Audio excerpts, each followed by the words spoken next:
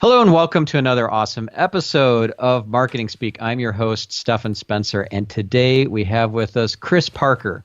Chris is the founder of whatismyipaddress.com, a site that you probably have used. It gets over 6 million visitors a month. It allows you to identify what your IP address is, and pretty much anybody's IP address you can put in there and see all sorts of information about them. Whatismyipaddress.com is among the top 3,000 websites in the U.S. Chris is also the creator of a brand new podcast called Easy Prey, which, like it sounds, is kind of a mix between a true crime show and a helpful, useful kind of security and privacy podcast. And I have to mention that Chris is a client of mine and has been for, 3 years or something like that? Yeah, 2.5, 3 years now. Wow. So thank you, Chris, for joining us today. Thank you for having me on.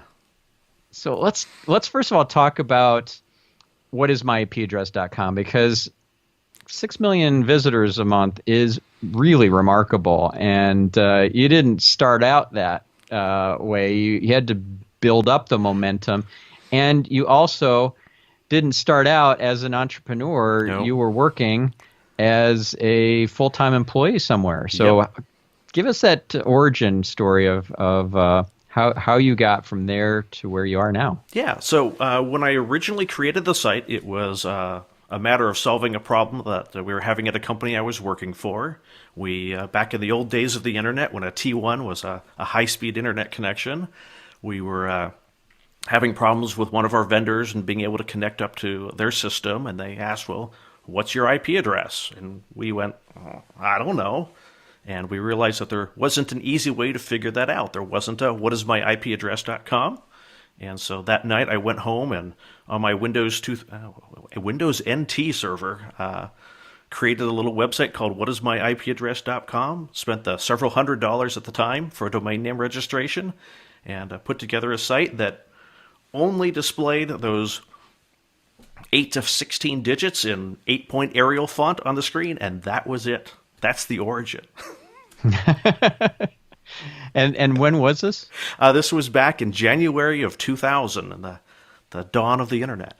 Wow, that's very early days. Very, very early days. I built my first websites in 1994, so I got you beat. But that's still an impressive early start. So good job. And what foresight to think I needed to create a website for this, and then they turn it into such a valuable destination for folks. I wish I could say that I had great foresight and had planned it out as this amazing entrepreneurial and business journey, but it was just a problem to solution I was having, and I just figured I'd make it available to everybody.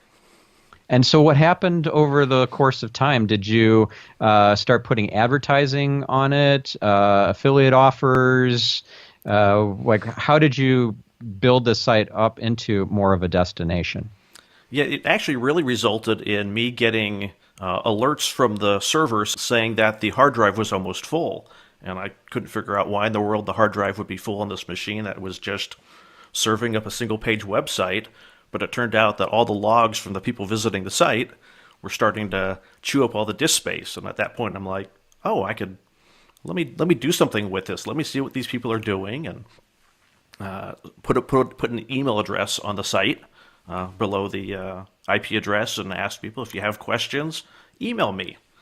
And so my nights and weekends were spent furiously responding to emails, trying to help people out, which then resulted in, I don't like doing that.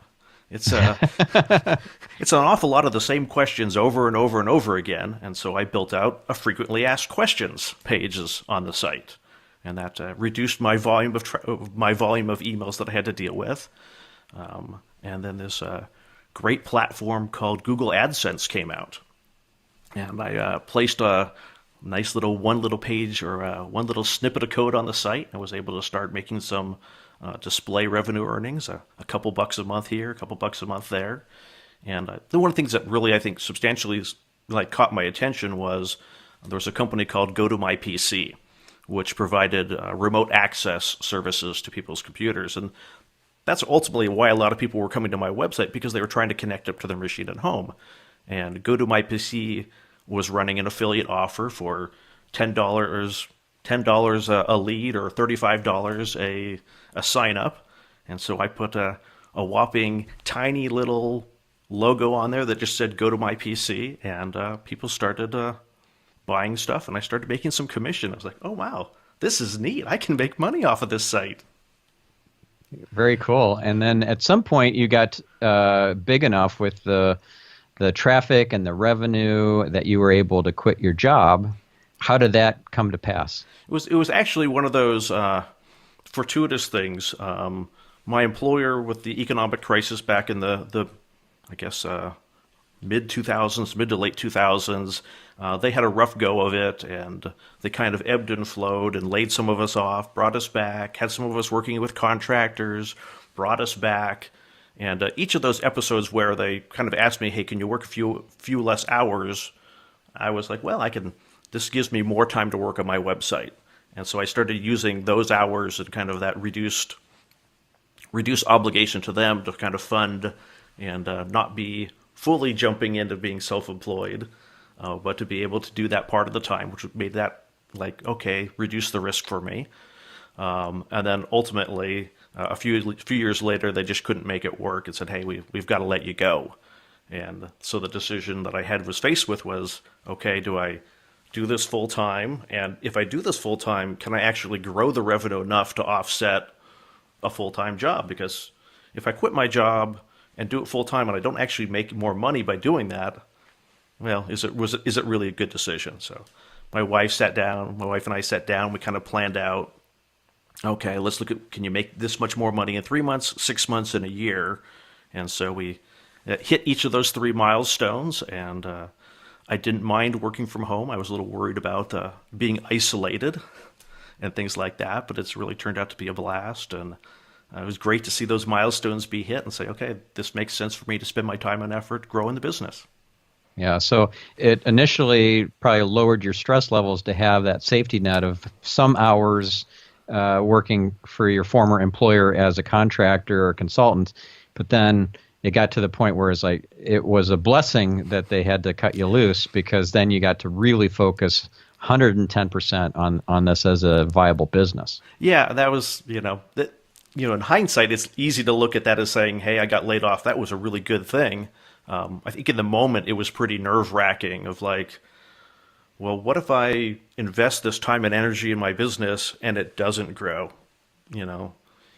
While that doesn't preclude me from going out and getting a job at some point, but I think that was kind of an emotional risk to some extent of like, if I invest in this and it doesn't work, am I a failure? How do I view myself? But it turned out to be really good. It turned out to be a great experience.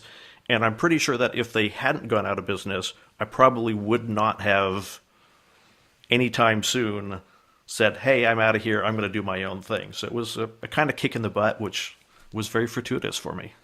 Right. So you are not that much of a risk taker that you would have just said, I'm out of here, like completely. Whereas, those who are just diehard entrepreneurs, that's not a problem. Like for me, I was somewhat risk adverse. I am a risk taker for sure. I do have that entrepreneurial gene. But when I first dropped out of my PhD program to start this agency called Net Concepts, I wanted a safety net. So I got a half-time job at a university department working in a microscopy lab, doing some computer stuff, programming and things like that. 20 hours a week, and it was not fulfilling. It was a distraction. It didn't allow me to really focus on starting my business properly. So it was not the best thing. It just was for me to feel more comfortable. And I thankfully quit that useless job within 2 months.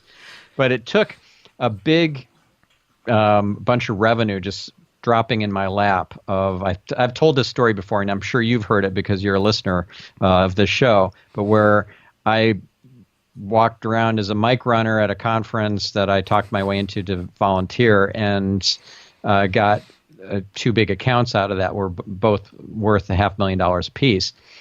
So if I hadn't had that happen, I don't know how long I would have dragged out this thing of working part-time in a useless dead-end job. Maybe it might have been another 4 or 5 months because I was nervous. I had mouths to feed. I had very young children at home, and my wife at the time was not working. She was going to school as well, and or no, she had finished by that time. But it was like it was scary. It was scary, and so what did you do to, I don't know, come to terms with that fear, with that anxiety? Did you do any meditation or yoga classes, or you just felt the fear and did it anyway? What was your secret? Yeah, so there was definitely a lot of fear in making that decision on whether or not I should jump in with both feet, even though I was kind of being forced in that direction. But a number of the things that we did is part of it was just having to, deal with the fear, and it's just going to be part of the decision. Also, my wife and I prayed about it a lot and find some comfort there, and got counsel from people that I know that were entrepreneurs and business people, and kind of said, "Here's what I'm doing. Here's what I'm thinking about. Are these milestones reasonable?" And had them follow up with me on those milestone dates. Did you hit it? If you're not going to hit it, what are you going to do? If you do hit it, what do you do? And so kind of having that little bit of accountability and having reassurance from people who have been an entrepreneur that, it seems reasonable. You're not doing anything crazy. We know you're not a risk taker, so we know this seems to be within your tolerance for risk. So we think it's a good idea. You think it's a good idea. Your wife's on board. It seems like something worth trying. Yep. And at what point did you far exceed the income that you'd previously earned? I think within about a year, I had increased the net revenue of the business to cover what I was making from the full-time job. So that was a kind of okay, good. Within a year, I'm making the same amount of money as when I was working effectively 2 jobs, and now I'm only working 1. So okay, this is good. Hopefully I can keep the growth going. Yeah, and it has been growing and continuing. Yep. So what are your big goals for this year, for 2020? So for 2020, I'm hoping to consistently be on track and exceed the revenue goals of $1 million. For 2019, it looks like I'm just going to come in under $1 million. So 2020, being consistently above that run rate, even on low months, so that ultimately when Q4 comes around, 2020, that'll hopefully well exceed the $1 million revenue goal. I wish I could say that was all take home, but there are mouths to feed and CPU cycles to pay for in the process. Right. And you just went through this of a revamp of your website and the back end. Yep. And the hosting environment and all that. That was a big investment. Yep, it's been a big investment and a big bit of stress. We tried to get it all done before Q4 happened, but we fortunately we set a cutoff date, and even though we missed the cutoff date, it'll be rolling live in 2020. And I've learned from previous years' mistakes where I've made big changes in Q4 and shot myself in the foot monetarily by things not going according to plan. So this year it was, as much as I wanted to force it and make it happen in Q4, it was, nope, miss the cutoff. Let's just wait until 2020 and roll it out then. So I think that was a wise decision. It was a very good Q4, and it was a very wise decision. It definitely reduced my stress in Q4. It's like, okay, I can focus on other things and not worry about infrastructure upgrades.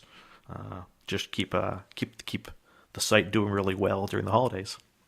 Yeah. So it's a very common thing to have a code freeze during the holidays. Yep. It's almost throughout all of e-commerce. If there's seasonality to their business, probably they have a code freeze in place, which made it a challenge to work with companies that had such a situation, because then I had to work around that code freeze all the way from, let's say, mid-September through to the end of the year. We couldn't make any changes to the website. And how are you supposed to SEO a website when you for an entire quarter can't make any changes. So that was always fun trying to deal with that situation. Yeah, that's definitely got to be a challenge to not do anything for 4 months or so. Yeah, well, in part, that was an impetus for me to invent the pay-for-performance technology platform that I did called Gravity Stream, because then I could work around the code freeze deadlines and continue to optimize the website through a proxy environment. That's a very clever way to get around that. Yep. And to get paid on performance too, instead of just a flat retainer. Yeah. That was good. That was good times. We even had a client paying us seven figures a year. Wow, that must be nice. And click revenue. Yeah, wow. that was good. Anyway, so enough about me. Now let's get back to how do you grow the business beyond just increasing the affiliate offers that you maybe negotiating better percentages, adding new affiliates to the mix, changing out advertising platforms for better paying ones, increasing traffic. Like, what are some of the things that were outside the box? And I'm going to kind of bait you here in terms of like give you a softball here. I'm thinking perhaps the podcast might be one of those, and it might be something that I helped you to see the opportunity there. Do you want to share a bit about all that? Yeah, I think it works on multiple levels. One of the things that you had challenged me very early on was being comfortable with being uncomfortable, and I've really tried to. As I'm making decisions, trying to make sure that if I'm deciding not to do something, that I'm not deciding to not do it because it's uncomfortable. A lot too many negatives there. That I'm making sure the reason why I don't do stuff is just because it's uncomfortable. I mean, if there's a good business reason not to do something, then it's a good business reason. But it shouldn't be because it's new to me, or because I'm nervous about it, or because I'm unfamiliar with it. It has to be a legitimate reason, not a personal, emotional decision. Right. Because all growth happens outside your comfort zone. Yeah. And it's really been a blast. I've for about a year and a half now, I've been going on people's podcasts, talking about my story. For some of the more techier podcasts, talking about the back end of the website and different things I've had to deal with through growth and expansion of the server farm and all that kind of stuff. But I think part of it has really gotten me excited about being able to launch my own podcast called Easy Prey, where I talk about so many of the things that I've seen people contact me about over the years, that they've fallen victims to romance scams, lottery scams, the Indian fake call center saying that your computer's been infected. We need to remove the virus from your computer, as they proceed to completely infect your machine and steal all your passwords. And so I really wanted to be able to, have a legacy, to be able to live beyond me, so to speak, of being able to help people out, prevent people from being victims to these things. And there's so many people out there trying to do horrible things that I want to be able to help keep someone from losing their life savings, help keep someone from some of these tragic situations that have happened. Right. And so you've got this altruistic drive or desire to help people, and the podcast is the way to do that. But you got started in the world of podcasting by being a guest on other people's shows. Yep. So that got you comfortable with being in front of the mic and thinking on your feet and just being, bubbly and personable and a great storyteller and all that sort of stuff. Right. Yep. And so you did that for how long? A year? It's probably been about a year and a half now of doing that. And and I've met some great people, met some hosts, built some great friendships with people. So it's been more than just the practice experience, but I think it's helped me network with people and get introduced to people that I otherwise wouldn't have met. Yeah. And would you say that you wouldn't have taken that path, getting on all these podcasts, if I hadn't kind of pushed you to do that? Absolutely. I would never have even thought of doing it, and I don't think I would have seen kind of the longer term impacts of it if you hadn't pushed me and opened my eyes to that and said, hey, well, this is how it will have a positive impact on you. Right. So I appreciate it. Thank you. You're welcome. That's awesome. I'm so glad that this stuff is paying off for you. And what would be an example of a powerful conversation that you had on somebody else's podcast? Something that turned nothing into something. An opportunity came out of the woodwork that you weren't even expecting because you got to have a powerful conversation in the form of an interview. I think a couple of things that have been really neat is to run across people who have been using my site as part of their references for their business. One of the podcasts runs a podcast teaching people how to launch their own WordPress sites. And one of the things that she was specifically talking about is, okay, what you need to do is go to whatismyipaddress.com, get your IP address, and you want to whitelist it so you never get locked out of your own website. And so it was really neat to be able to see how people have used my website. It was a couple weeks ago talking with Josiah Joff on his podcast, and we've had kind of the same history of growing up at the internet and growing up and dealing with the same sort of experiences of denial of service attacks, kind of what happens when one web server can't quite handle the traffic, how do you handle load balancers, and so it's been neat to see people who have gone through some of the same experiences that I have. Right, and so you can even get some of these folks who are like known and respected thought leaders in their different industries to say nice things about whatismyipaddress.com, even not even being a guest on your show, you're being a guest on their show. Yes. And they weren't planning on saying that they'd been on my website or used it or referred to it, but now they are because I'm there. So it's really neat to see that kind of thing, see those positive mentions through the result of podcasting. Yeah, that is awesome. And do you take those like little clips from the podcast episodes and put them on your YouTube channel or on your website or in your press page, media page, anything like that? Yep. So we did build out a fairly extensive media page on my site with the pages with kind of the news websites and the publications and CNN and whatnot who have referenced my site, along with the podcasts that I've been on. And I think as part of that, of having built out that media page, I was actually approached by Scripps, who does a syndicated television program. And they actually asked me to come on and give them some quotes on romance scams. And so it was neat to be able to be on television and on a nationally syndicated program and to be able to add that onto my media page as well. And I know so you're saying that you were on a nationally syndicated show that ended up on multiple networks. So were the networks that it got syndicated onto? It got picked up by pretty much all of them: ABC, CBS, NBC, and Fox. Wow. That's awesome. And it all started, you think, because you had a media press page on your website. Yep, absolutely. And I think more than that, it was part of that whole, more than just having the single page there, but by having this ongoing effort to make sure that I'm making myself available for interviews, showing that by being on podcasts and showing that by when people ask for written interviews that I'm responding to those as well.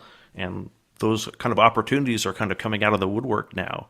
It was a little slow start, and I was wondering, gosh, is this really going to be worth the effort? But it's really neat to, every couple of weeks I get an email from someone, hey, we're writing this article on a topic that I'm somewhat familiar with or very familiar with. Would you be willing to comment for our article? And to be able to respond to those media requests is really pretty neat to see that happening. Yeah, and before we were working together, you didn't even have a media page. Didn't even have a media page. I don't think anyone had ever reached out to me for a quote for an article. No one had ever invited me to be on a podcast, and now I occasionally get unsolicited invites to be on podcasts as well, which is really neat. Yeah, and that will continue to grow as you build out your podcast presence. Yep. As a podcaster, because podcasters invite other podcasters to be on shows, not just guest experts. And and before we started working together, you didn't even have any as seen on logos. No. Like you didn't even know that you were mentioned on these different places. I had no as seen on. I didn't even realize that I had gotten mentioned in so much media. There was definitely no mention of Chris Parker anywhere. I had always, in some sense, really tried to stay behind the scenes and not even have my name known. So that was another get out of get out of my own way and be uncomfortable with that, because Yeah.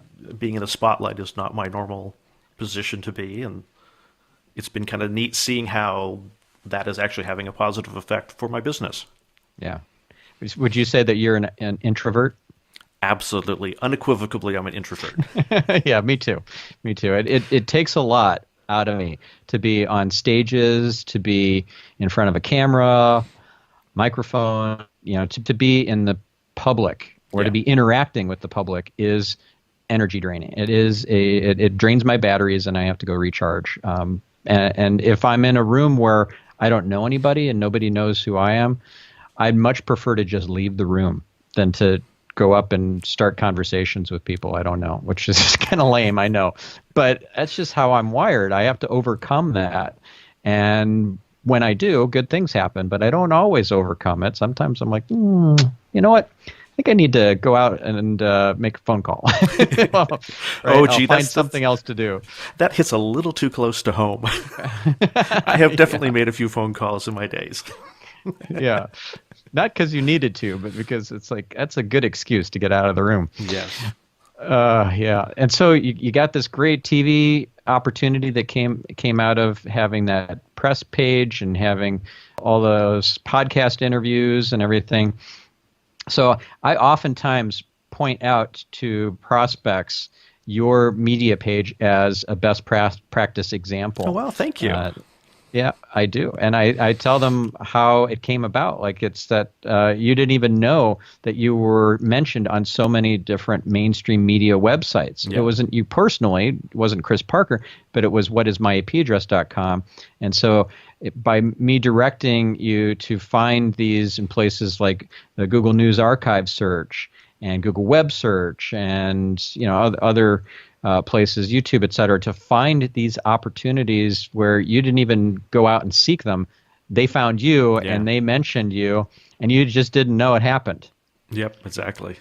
Yeah, and some of those sites are really big name sites, like Fox Business and what was it? The Register, I think, was one. Yep. Is that right? The Register. CNN, definitely. I think there might be a Bloomberg reference out there as well. I'm not sure, but there are quite a few fairly well-known references out there that I was, in some sense, startled that existed. Yeah.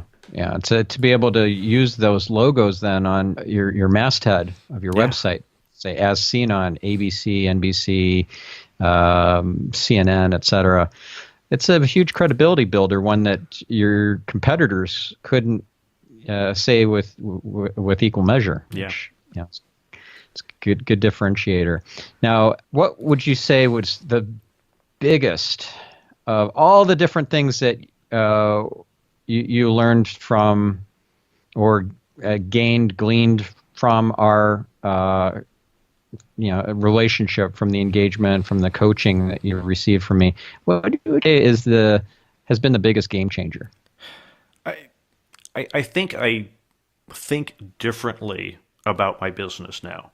I think for the longest time, I operated it and thought of it as a hobby and treated it like a hobby, and that I did basically everything myself. That I was the gatekeeper for everything. I did all the work. I did the accounting. It's just what you do when you're running a hobby. And I think you've really helped me to think about it as a business. Not that we've specifically had that. I don't know if we specifically had that conversation. But in thinking about is this really the best use of your time? Couldn't you have someone else do this who's a CPA, for example, who knows how to do accounting, and have them do it instead of you at a rate that frees you up to do other things?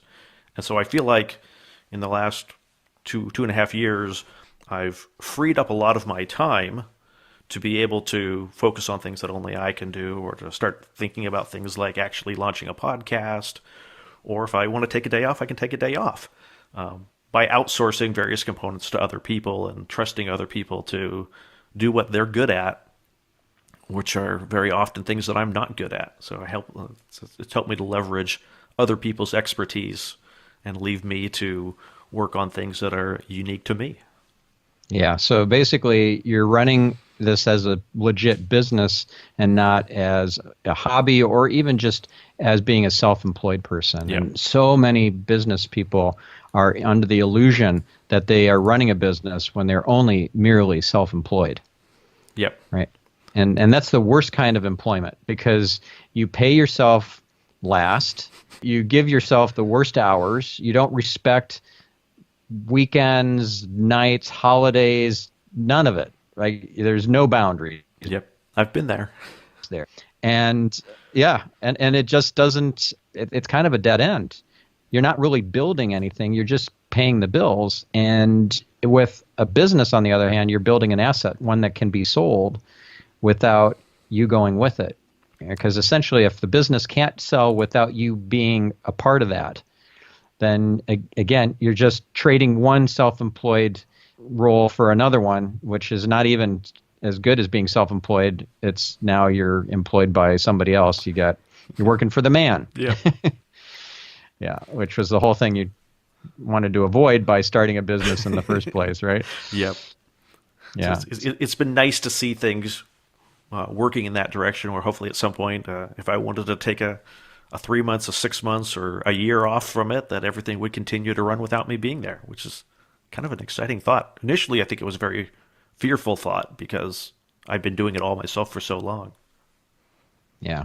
Yeah. So what's been the thing that's held you back from really going whole hog into this? Like, has there been something that you feel like is an Achilles heel or some sort of weak point for you? Like for me, I'll say that I just love doing everything all at once. I'm just big into exploring and ideating and trying new things and being prolific with ideas. And it does interfere with my ability to focus on the one thing. I'm actually reading the book or listening to the book, The One Thing right now. And I know what I need to do. I need to cut a bunch of stuff out of my business and out of my life.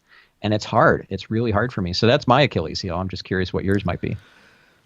Probably for me, it's the avoidance of doing things that there's, and not in a delegate to other people avoidance of doing things, but in a I just don't want to do it. I don't want to think about it. And sometimes I get overwhelmed mentally, personally, not because I actually have so much to do, but I get stuck. And I get stuck and start looking at things like, okay, what's the easiest kind of, that doesn't have a whole lot of impact. That doesn't have a whole lot of risk, but I feel like I'm getting stuff off my checklist type of stuff. Yeah, gotcha. And so it just takes refocusing and getting back to like, okay, I got to be uncomfortable. I got to push through the times when I'm not feeling sorry for myself, but when I don't want to engage, those are the times that I kind of having to learn, okay, I really need to go out of my way to engage during those times that I don't want to. Yeah. I'm curious, like, where do you see the biggest investment opportunities for your business? Because if a business is an asset, then you want to invest in that asset, grow that asset, and then eventually exit. So where do you see your best opportunities for growth in terms of investing your money, your time, and energy? I think it's getting a consistent platform for producing content for the website. I've started to work with some people who can create tools for me, so I'm not the one who's having to engineer it. And so that's nice. And I think as I continue to figure out and trust with delegating and building those systems in place that will produce that stuff without my involvement, I think that's, if we can figure out how to make that a reality for me, that investment will pay significant dividends over the years where I don't have to be in charge of coming up with every idea. I don't have to be the one who's driving every element forward. But other people are starting to take ownership and say, okay, I'm going to work on this outcome. Right. And you have an outsourced team, actually through me, that does stuff like take articles that are already published on the site and turn them into infographics, Lumen 5 videos and SlideShare decks and all that sort of stuff. And do you want to talk a bit about that process and the thinking behind that? Yeah, it's really been, for me. It was a way of thinking about my content differently. Of not just, well, here's a wall of text. Hey, I've my writer has done their job. They've produced a wall of text. But to really think about how can that, for one, how can that wall of text become something more engaging in terms of adding video, adding pictures that are more engaging, call outs, different ways of addressing the text that is just not, hey, I'm reading a book, this is really boring, but making the content more exciting, addressing what the user is looking for, and then trying to figure out how to spin that in different ways. Not spinning in terms of, let's just rewrite 15 different versions of the article, but can we turn this into a video? Can we turn this into an infographic? Can it become an episode for a podcast? Can it be something that I can talk about on social media? Is there a meme that could be built from this? And looking at all the different ways to utilize the work that's gone into making that article to make other assets that kind of catch people who use different media, not just reading. Yeah, so it's like a two-pronged approach where one prong of it is to make the article itself better, more engaging, more link-worthy, more buzzworthy, just more interesting. And then there's the other prong, which is to then create all these spin-off pieces of content that may or may not be embedded into the article itself to address the first prong, but that can be leveraged for increasing your presence on YouTube, on other social platforms like Instagram and Pinterest and so forth. And also to have those stand in their own right as standalone pieces of content that drive interest and buzz and links and other engagement, watch time, all those other engagement metrics. So you're handling both prongs pretty darn well. And so prong one, you might incorporate, let's say, a funny viral meme into an article to spruce up or spice up that article, make it more engaging. And so we've got lots of examples of those kinds of funny memes on various articles of your site. We should include an example or two in the show notes of those. That'll be fun. And so that's part of it. But then the other part of creating these videos, like using Lumen 5. In fact, maybe you want to explain for our listener who's unfamiliar with Lumen 5 what that is and why we're using it.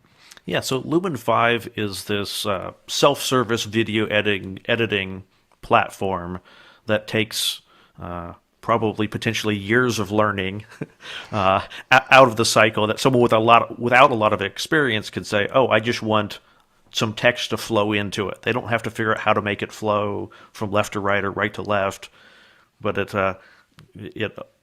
they just type in the text that they want to appear. They can select from a ton of royalty-free media, whether it's audio, video, or stock photographs, and to build a 1, 2, 3, 4 minute video that gets a point across in an easy to understand way. It's actually very simple to use. I told my wife about it, and her team is now using it to build videos. Yeah, that's awesome. Yeah, so you learned about that from me. Did you see a quality difference in the videos that we were able to produce once we upped the level of the account to the higher end, more expensive pro version with all the additional stock video and everything? Yep, definitely a better range, a larger inventory of video and stock images, not just hey, there's a keyboard, woohoo. Yeah. But stuff that could be much more tailored to the exact content as opposed to tangentially related to it. Right. So it was well worth that small investment to spend that on the higher level account with Lumen 5 to have access to all that stock video that really increased the relevancy and the value of each video. Yep. And then how have you seen things progress in terms of new articles? So you had a library of existing articles. Then we started working together, and you've been adding some new articles in a different format that is more engaging. Yep. Yeah, it also includes things like funny memes and so forth. But the way that you decide on what topics to cover and the angle and the hook and all that, it's different from what you were doing in the past. Do you want to describe that process? Yeah, I think historically, the vast majority of the articles were very how-to or what is type of articles that were, I think, did a decent job of explaining stuff in a non-technical way, but weren't interesting, didn't really have a clear call to action. The person read the article and went, okay, goodbye, and would leave the site, as opposed to, oh, I want to learn more, or gosh, I really need to do something as a result of this. And so it's really been, with my team of writers as well, of changing how we look at what's being written, and not just how do we do this, or why do you do this, or what is this, but having a better understanding. Well, what is the person really? What are they really looking for? A good example was, we had an article about why free VPNs are bad, and rather than address the thing of people who are looking for free VPNs, why don't you actually give them what they're looking for? Explain the risk, but rather than just saying don't, actually help them find a solution that will actually work for them and keep them safe without having as much risk as they otherwise might have. And yeah, so that reminds me of the principle of preeminence that I learned from Jay Abraham. That if you're going to do right by your prospect more by sending them to your competitor, you should do that. Yeah. And essentially that's what you're talking about. You're going to send people to their competitor, because and your competitor in this case are the free VPNs, where you don't make any affiliate commission, because that's what they were looking for. That's the intent based on their search query. And so you want to be helpful to them. And by the kind of laws of karma, business karma, you will reap rewards in some fashion. Maybe not because they became a paying customer of NordVPN or CyberGhost or something, but because they felt good about the value that you delivered to them, and they might tell friends, or they might introduce you, or recommend you as a cybersecurity expert to their friend, the TV producer at the local station or whatever. You never know. Yeah, and it honestly just feels better that way. In a sense, it feels better to write the article like I'm helping people, even if I don't necessarily agree with what they're trying to do, that it's the best solution.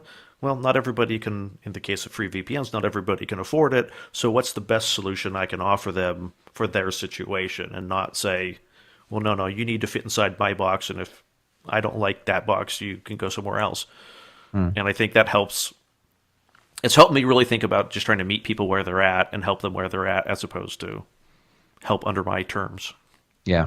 Now, I taught you this process where you start with the topic, the search keywords that are related to that entity or that topic, to then come up with a hook related to that topic, to then come up with a headline that grabs the reader and makes them want to link to the article, read the article, share the article, even before they've consumed it. And then finally, to deliver on the promise of that headline through the content, which incorporates all sorts of entertainment, edutainment, really, where you're adding value in various ways that are engaging and keep them reading, and also wanting to share and link to that piece of content. So what would be some of the useful tidbits that you might have learned from me over the years in relation to finding that hook or finding that magical headline that really delivers? I know that we've in the past gone and kind of searched those phrases on BuzzFeed. BuzzFeed is a great resource for getting people criminally addicted to reading articles and Yeah, yeah. So it's like R&D, rip off and duplicate, right? yep, Where you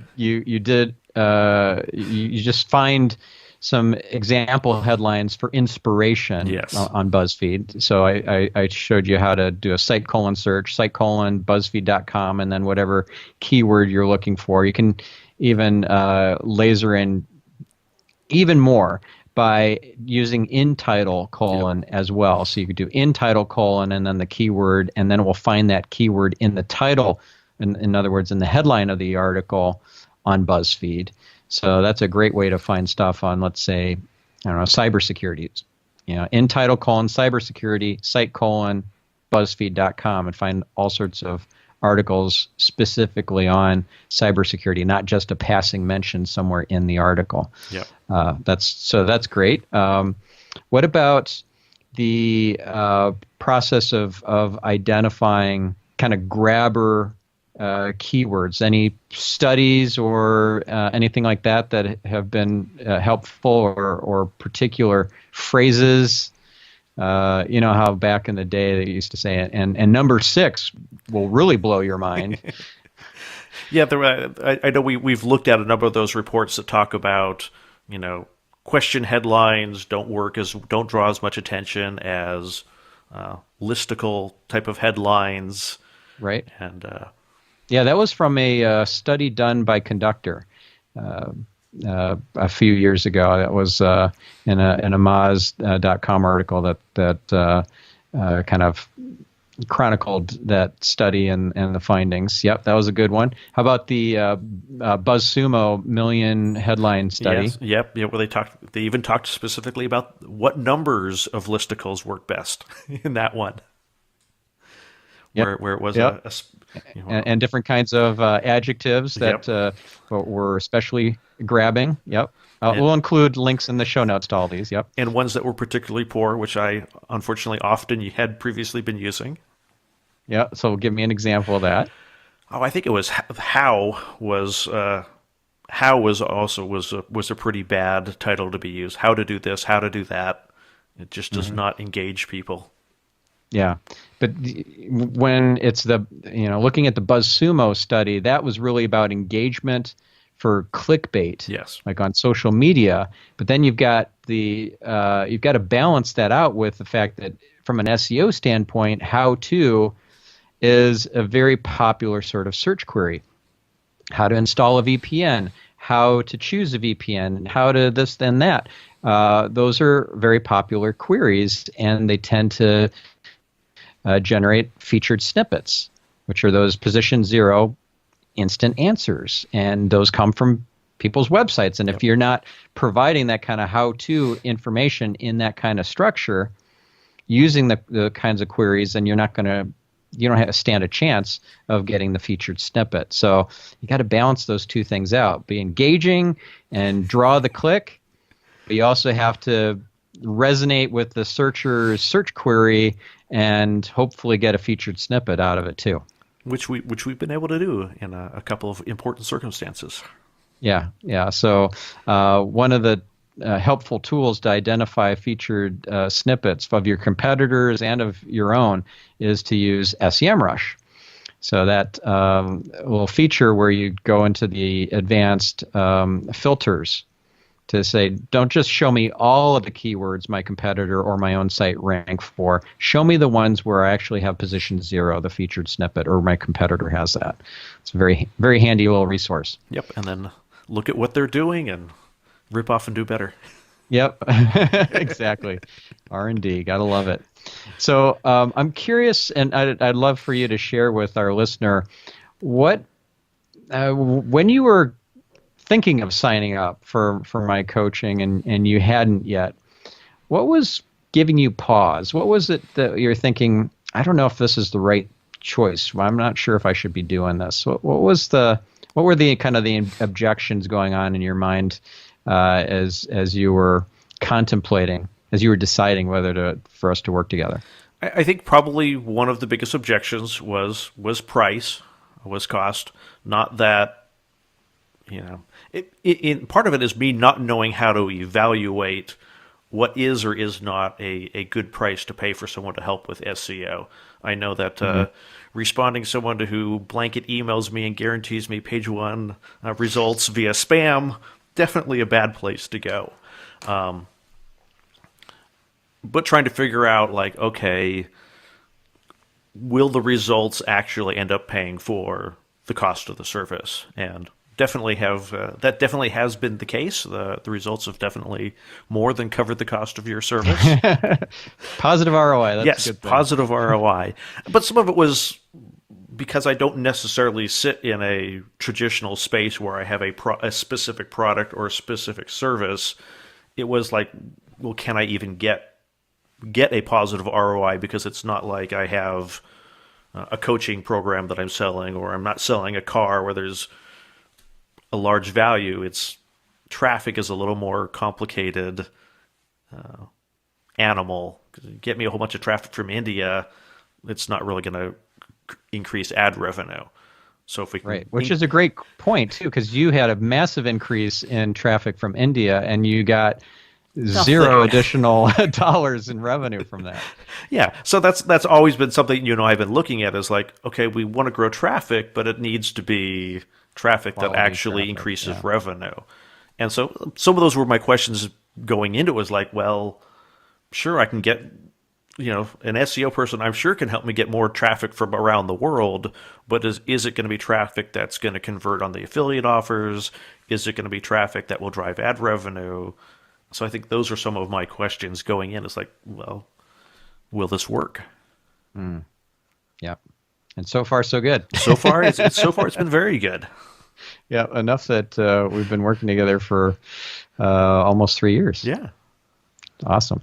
And so one of the strategies we talked about in terms of being a guest on other people's shows, and you've been on how many shows now? Over 30. Over 30. Yeah. Is to have a gifts page. Yep. Have some sort of resource or set of resources that would be irresistible for the listener to go and grab. Like for me, one of my favorite gifts page kind of pieces of bait is a 7-step hiring blueprint for hiring an SEO, whether an like an in-house SEO employee type person, or an outside contractor, consultancy, agency. So I have a 7-step process, and then one of those steps in the 7-step process is to throw in trick questions into the interview process. And those trick questions can be really hard to come up with if you're not an SEO expert. So I just happen to have another freebie of an SEO BS detector, which I also include on my gifts page. So now, depending on the show, this might not be relevant. It might be that that's a personal development show, and I'm talking about my story of transformation and what were the things that made the biggest impact and stuff. And I'll make a totally different gifts page for that. Mm-hmm. But this idea of a gifts page is something that you're gonna trial out here. Absolutely. Right? And so, what are you going to offer our listener who is going to feel like, wow, I'm going to be an idiot if I don't go and grab this awesome stuff over on this particular page that you want to share what the things are and what the URL is for them to go get the stuff at? Absolutely. So we've put together a self-assessment to find out whether or not you are easy prey for online and offline scams. And the answers might surprise you, that you probably are more inclined to be prey than you think you are. And you can take that assessment and download it at easyprey.com/marketingspeak. That's awesome. And thank you for that generous gift. And it is surprising and alarming to what degree we are all vulnerable to getting our identity stolen, to getting our cryptocurrency wallets emptied, to getting our bank accounts emptied, having our credit cards run up with all sorts of charges. It's so easy. There is so much information out there about us in the dark web, and Yeah, it's foolhardy and negligent to not be changing your passwords and not have two-factor authentication and all that sort of stuff. And if you invest in cryptocurrency, to not have a hardware device, there's so many different things that you need to do, or you're just asking for it. Yeah. And so this is going to be a really helpful resource to go and take that assessment. So again, that's easypray.com/marketing speak. And where else should we send our listener to learn more, to interact with you, if they want to follow you on social media, if they wanted to use your website as a resource, where should we send them? Yep, you can always find all the resources at whatismyipaddress.com, and there's links there for social media. That way you can follow me and find out what's going on. Awesome. And which platform are you most active on as far as social? Is it Twitter, Facebook, Instagram? Most active on Twitter, so it's twitter.com/WIMIA. Awesome. All right. Well, thank you, Chris. This was a blast, and I'm really I'm happy for you with all the success you've gotten. And by the way, didn't you just hit a big milestone recently, like your biggest month ever, or something like that? Yep. The last 3 months have been the three consecutive months of best revenue. 3 months in a row, which is really exciting and nice to see the work, all the work that we've been doing paying off and hitting record numbers is really cool. That is awesome. Yeah, I remember when you told me, like, hey, we just hit a new record, and then the next month you say, hey, we just broke that record, and now we have a new record, and then did it again for the third month in a row. That's amazing. So congrats. It's really exciting. Yeah. All right. Well, listeners, I hope you got some value out of this, and you apply that value by actually doing some of the stuff that we've talked about, like creating these more viral versions of your articles, sprucing them up, and adding potentially like funny memes and better, more engaging headlines. You create spin-offs of these articles and repackage the content into different formats, play around with Lumen 5, create some infographics. By the way, the tool that we use for infographics is Pictochart, Pictochart. So that's a great little kind of construction kit for doing your own infographics. There's so much that you can do just from stuff that you learned from this episode. Pick at least one thing and implement it over the next week. And we'll catch you on the next episode of Marketing Speak. I'm your host, Stephan Spencer, signing off.